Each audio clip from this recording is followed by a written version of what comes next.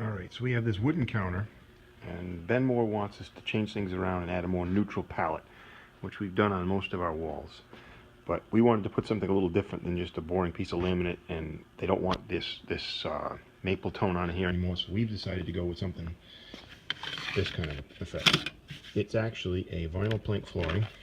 It's about 1/8 of an inch thick. We actually sell this product, so we figured we're kind of merchandising our own material. It's very durable.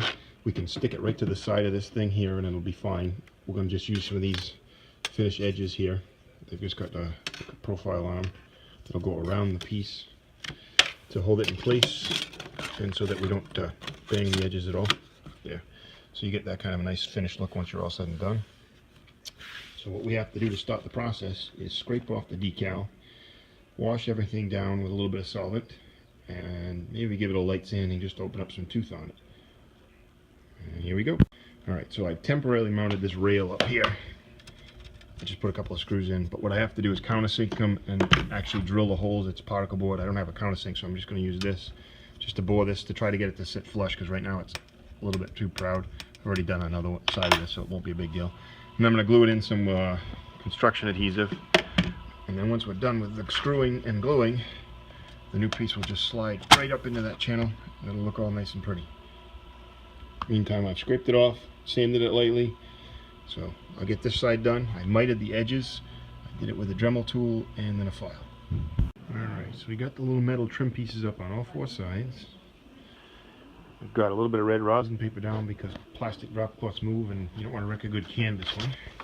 We've got a bucket of glue, which is a standard eye grip in this case, which is just an LVT adhesive. And we got our notch trowel over here. And the easiest thing I find is if you take something and you scoop the material onto the trowel and then you trowel it onto the wall. We're going to glue all the way around the edges first, and then we'll fill in the middle with the notch trowel and let it dry. Alright, so we got glue on everything. It's done with a 16/16 notch. And whatever we got on the aluminum we can wash off with a little water when it's dry. I'm going to let it dry with a fan. Once it goes from this white hazy look to a crystal clear, we'll be able to start putting the boards up. Yep. Alright, now the glue is gone from that white to a tacky but doesn't lift to your fingers. We're just going to start putting it up. This is about 1/8 of an inch deep, so we kind of want to get it into position, slide it up behind the rail, and then kind of slide it over before we let the board make contact with the adhesive, otherwise it won't move. Shove it over, shove it up. That's it. Now we'll repeat the process down the line with the next 2 pieces, and we'll just cut them as we have to, and then once we're done, we'll tuck the last few in, and we'll have a new countertop. Alright, to cut it, it's real easy.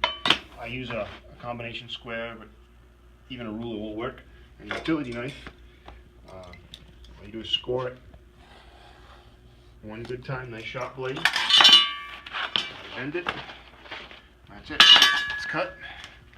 We'll repeat the same thing we did on the other side.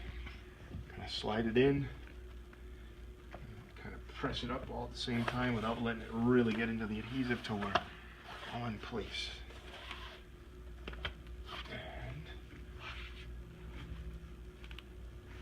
And push it back over into the other one, lift it up.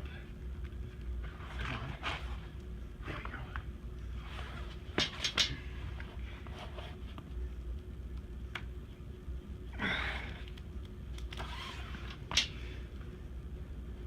Once you get it up all the way,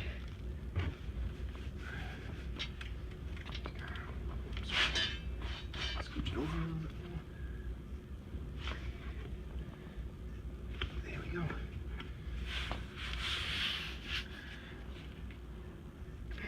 That should be it. Alright, here's our finished counter. All nice and wood looking. All we do when we're done is we took a J-roller, like a standard laminate J-roller, just kind of pressed it down to make sure it was in the adhesives real well. I'll probably repeat that again tomorrow morning just to make sure it's all down, but you don't even notice the seams once it's all said and done.